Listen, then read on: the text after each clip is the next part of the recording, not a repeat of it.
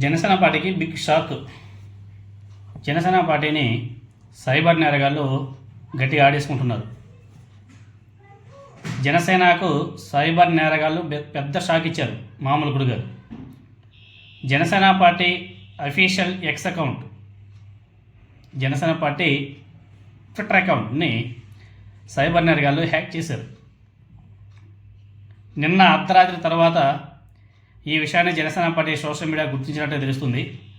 Party కార్యకలాపాలు, అదేవిధంగా పవన్ కళ్యాణ్ గారి అధికారిక కార్యక్రమాల పోస్టులు కనిపించే జనసేన పార్టీ అఫీషియల్ ట్విట్టర్ అకౌంట్లో ఇన్వెస్ట్మెంట్స్, ట్రేడింగ్స్ సంబంధించినటువంటి పోస్టులు బీభత్సంగా కనిపించాయి.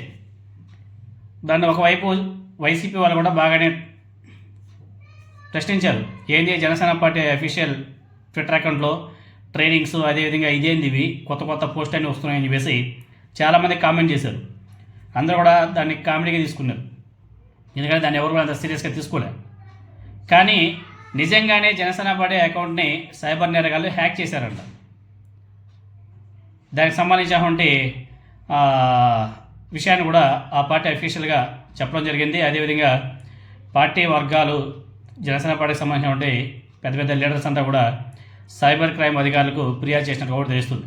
సో జనసేన పార్టీ ఇన్ని రోజులు జనసేన పార్టీ తెలుగుదేశం పార్టీకి, బీజేపీకి, ఆ పార్టీకి, ఈ పార్టీకి పనిచేస్తుందనేసి అనుకున్నారు.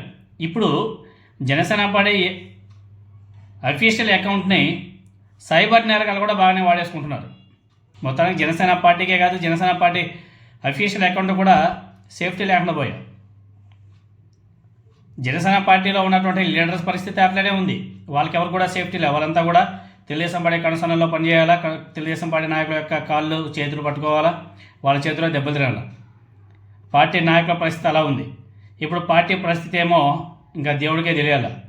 ఇప్పుడు ఏకంగా ఆ పార్టీకి సంబంధించిన ట్విట్టర్ అకౌంట్ను కూడా వేరే వాళ్ళు హ్యాక్ చేసేస్తున్నారు. అంటే ఎంత అధ్వానంగా ఉందో ఆ పార్టీ పరిస్థితి ప్రత్యేకంగా చెప్పుకోవాల్సిన